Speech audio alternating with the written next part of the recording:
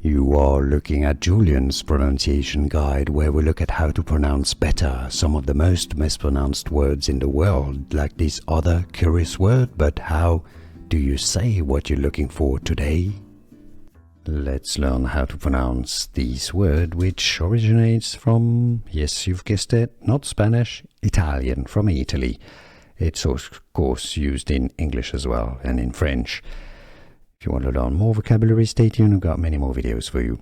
The Italian pronunciation, bravo, bravo. This is why in English, simply, it's generally pronounced bravo. Now, in English, the stress is on the second syllable, bravo, while in Italian, bravo, stress on the first syllable, but in English, bravo. Here are more videos on how to pronounce more confusing words and names too many mispronounced. Like this video if you found it useful. I appreciate your support. I'll see you soon and thanks for watching.